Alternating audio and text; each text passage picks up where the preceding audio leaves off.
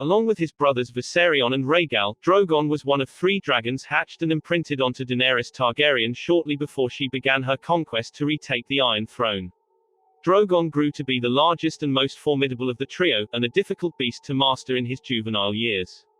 Eventually, Drogon would get a hold of his temperamental ways and serve as Daenerys' primary steed when it came to transportation and combat.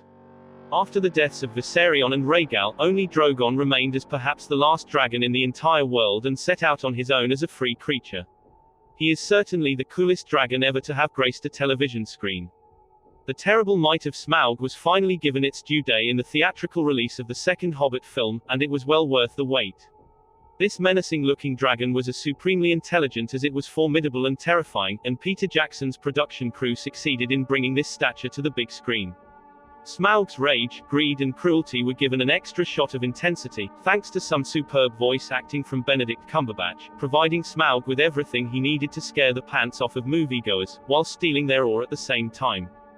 While not technically a dragon in the purest sense, Bahamut did start out as one and has consistently evolved throughout the Final Fantasy franchise. By the time Square had released a full feature-length film sequel to the popular Final Fantasy VII video game, the creature retained certain dragon elements from its first appearances in previous titles.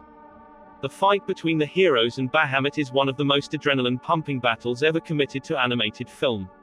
The seemingly unstoppable Titan wreaks havoc from above before being slain by Cloud Strife in a truly spectacular and heart-pounding climax, sending him crashing to the city streets below.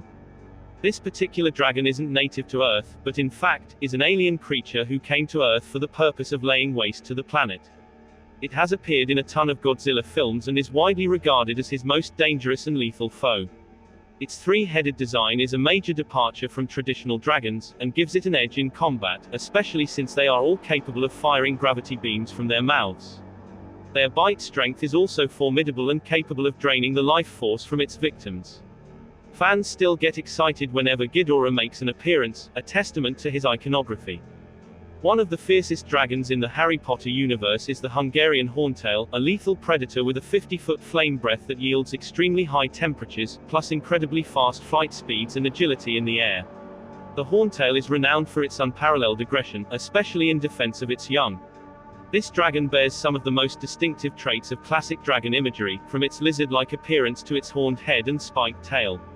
It also serves up one of the most nail-biting moments in the Goblet of Fire, scoring it major points on the cool list. Sucker Punch features one of the coolest dragons ever to grace a Hollywood film. It appears in the middle act when Baby Doll and the girls engage in a quest to retrieve 2 crystals buried inside a baby dragon.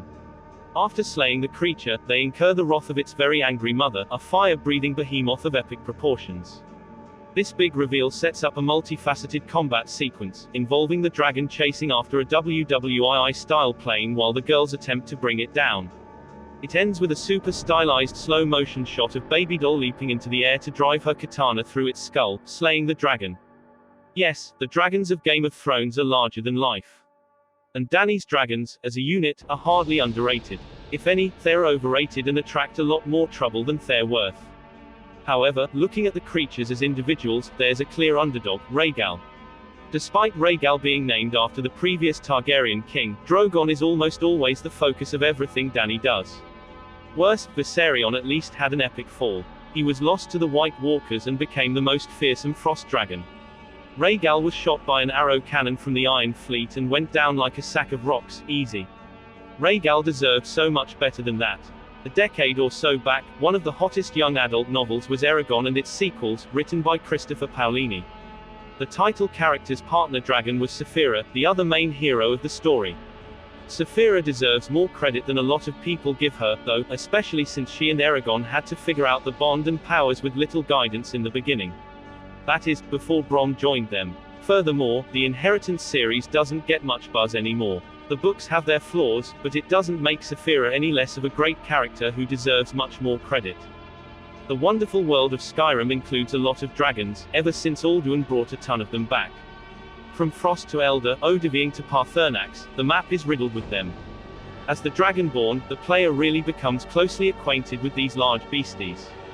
However, there's one fire-breathing guy who deserves way more credit than he gets, the Necromancer dragon, Durnavier. During the Dawn Guard DLC, the player fights him in the Soul Cairn, but afterwards, H is the best friend ever. He gives the Dragonborn a cool nickname, gives tips on fighting locals, offers a new power, and asks to be friends. Dernavier is proud to be bested by such a powerful person and respects the player for it. What a chill guy. Niji Hayami Kohakunushi, or as he is known, Haku, is an extremely important character in Spirited Away.